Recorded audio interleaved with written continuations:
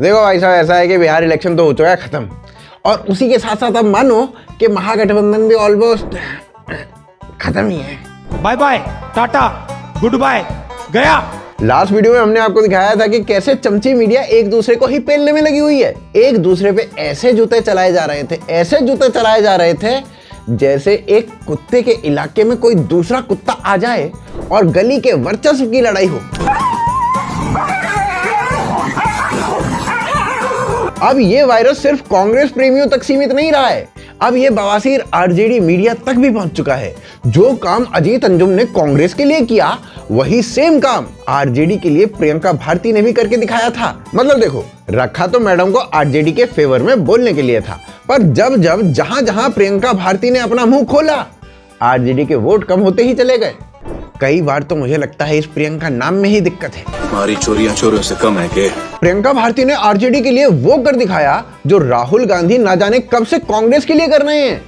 Now Tejashwi can proudly से हमारे पास female Rahul भी है। ए थर्ड रेट फोर्थ रेट हमरा सामने ना चल, तो हमरा सामने ना बकवास ना। यहाँ देखो, प्रियंका भारती ना वही बोल रही है जो इसे ट्रेनिंग में रटवाया गया। जहां कुछ जवाब ना पता हो, बीजेपी भाजपा बोलने लगो, और फिर जाके प्रियंका को रिपोर्टर ने बताया कि ये जो सामने वाला बंदा है जिसे तुम बीजेपी भाजपा बोल रही हो ना, ये कभी बीजेपी में था ही नहीं। गलत बात बोली आपने, बोला उनको बीजेपी ने फेंक दिया, वो कभी भारतीय जनता पार्टी में नहीं थी। देखिए, अगर आपकी कोई पर्सनल रंजिश है, आप सुभाष को पसंद नहीं करती तो अलग विषय। भाई साहब, इसे ही कहते हैं आउट ऑफ सिलेबस क्वेश्चन आना। Priyanka being an RJD spokesperson, तो मैडम ने पार्टी को इस इंटरव्यू से जो नुकसान पहुंचाया है, उसकी भरपाई करने के लिए तेजस्वी को ना तेजाब से कुल्ला करना पड़ा होगा। भाई साहब, तेजाब से कुल्ला। मछली लाए हैं। प्रियंका भारती में आरजेडी को एक्सपोज करने के अलावा ना और भी बहुत सारे टैलेंट्स हैं। जैसे वो लास्ट 5-6 सालों से केवल सौर ऊर्जा से ही चल रही है। 2020 में प्रियंका भारती ने कहा था, जब तक बिहार में तेजस्वी सीएम नहीं बन जाता, तब तक वो खाना नहीं खाएगी। अब देखो, बिहार में पिछले 5 साल से तो कोई गुंडाराज है नहीं और आगे भी आता दिख नहीं रहा है, पर 5 साल से बिना कुछ खाए पिए वेट पुट ऑन करने वाली प्रियंका भारती गजब ही प्राणी है। ये कैसे हो गया? प्रियंका भारती वैसे तो बड़े पढ़े लिखे नेताओं को देश में देखना चाहती है, पर जैसे ही कोई तेजस्वी को 9वीं फेल बोल देता है, फिर प्रियंका भारती डिग्री को ऐसा साइडलाइन कर देती है जैसा बिहार के इलेक्शन ने तेजस्वी को साइडलाइन किया हुआ है। डिग्री तो कबीर के पास भी नहीं थी, रहीम के पास भी नहीं थी, और डिग्री बहुत सारे ऐसे बड़े बड़े लीडर्स हुए जिनके पास कोई डिग्रियां नहीं थी। मतलब पीएम से तो डिग्री मांगो, पर सीएम 9वीं फेल चलेगा। प्रियंका का बस चले तो वो तेजस्वी को 9वीं फेल नहीं बल्कि 8वीं पास बोलने लगे। भाई साहब, प्रियंका भारती जी को ना अब न्यूज डिबेट में बुलाने से लोग डरने लगे हैं।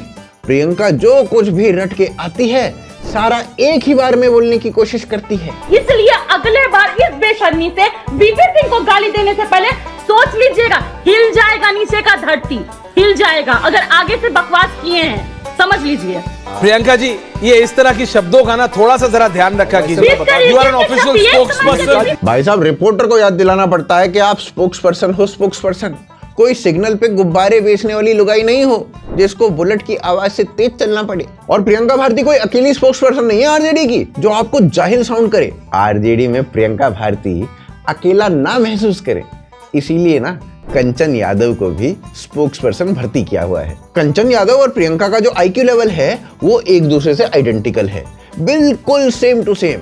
और अगर दोनों का आईक्यू ऐड कर दो, कमबख्त फिर भी वो नेगेटिव में ही मिलता है। कंचन यादव का आईक्यू और स्पीकिंग स्किल्स उस चेक की तरह है जो हमेशा बाउंस करता रहता है। मुझे तो कई बार लगता है कि इन दोनों को आरजेडी में रखा ही इसलिए है ताकि तेजस्वी को जाहिल फील ना हो। पजामा न पहनने वाला व्यक्ति एक सांसद से डिबेट कर रहा हो, तू तोड़ा कर रहा है, मुझे ये शोभा नहीं दिया। ये देखिए, लालू प्रसाद यादव है, ये कुर्ते के नीचे कुछ पहने कि नहीं, और एक महिला बैठी हुई है सामने। अरे अच्छा, इसलिए आरजेडी में लालू प्रसाद यादव केवल कुर्ता पहने या नीचे कुछ नहीं पहने, मुझे नहीं पता, वो अब मेरी छोटी बहन बताएंगी। भाई साहब, एक बार पजामे का मुद्दा लाई थी मैडम, पजामे का मुद्दा, पर फिर खुद ही भूल गई।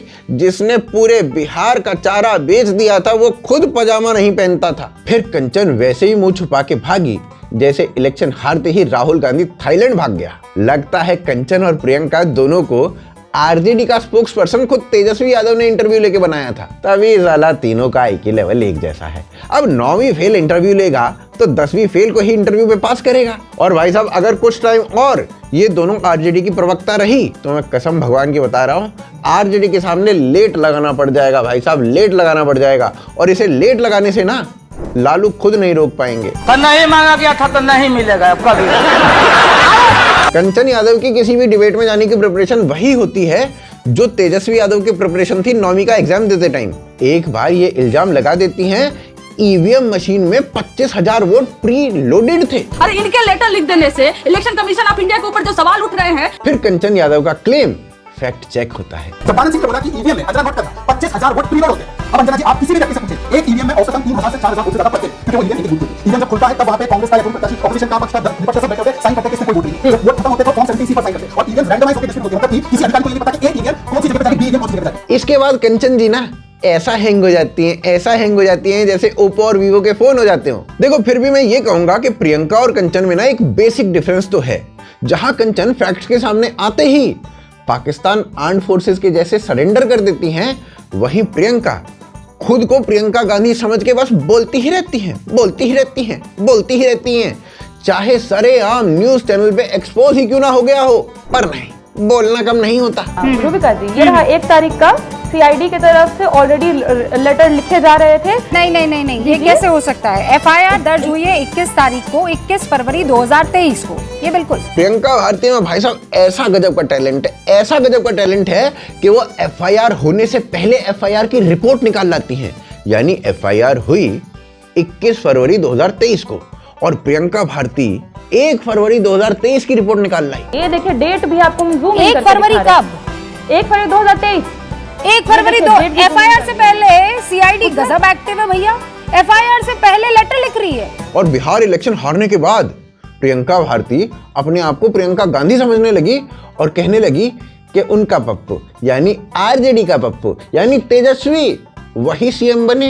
अरे बहन, सीएम बनने के लिए इलेक्शन जीतना पड़ता है, इलेक्शन जीतना पड़ेगा। अरे इलेक्शन जीतोगे तभी तो सीएम बनोगे। कैसी बातें कर रही हो तुम। न सिर्फ वोट परसेंटेज के हिसाब से जो बिहार में हमने देखा है जितने वोट प्रतिशत बढ़े, बल्कि इस हिसाब से भी कि पूरे देश को सबसे पहली बार एक राज्य में इतने कम उम्र का एक युवा मुख्यमंत्री मिलने जा रहा है। अरे आरजेडी के इलेक्शन हारने के बाद सीएम कैसे बनेंगे तेजस्वी, हमें कोई ये बताए। मेरा ना आरजेडी वालों से बस एक ही अनुरोध है, तेजस्वी जी सावन में मछली खाना बंद करो, कुछ समय के लिए वेजिटेरियन डाइट को फॉलो करो। उससे जो पैसा बचेगा उससे ना प्लीज उससे ना प्लीज प्रियंका जी का इलाज करवाओ। प्रॉमिस करिए तेजस्वी जी, बिहार इलेक्शन की हार से जो सदमा आपको लगा है उससे जैसे ही आप होश में आते हैं तो उसके बाद सबसे पहले आप इन्हीं का इलाज करवाओगे। Please Tejashwi ji please. देखिए हम तो अभी लैंड किए हैं और जिस हिसाब से विभागों का जो बंटवारा हुआ, हालांकि ये तो प्रधानमंत्री का है। नहीं तो मैं बता रही हूँ कि अगले इलेक्शन में तेजस्वी जब फिर से हारेगा तो प्रियंका भारती कहेगी तेजस्वी को पीएम बना दो, तेजस्वी को पीएम बना दो। ये पागल हो गए भाई साहब, सबके सब पागल हो गए हैं।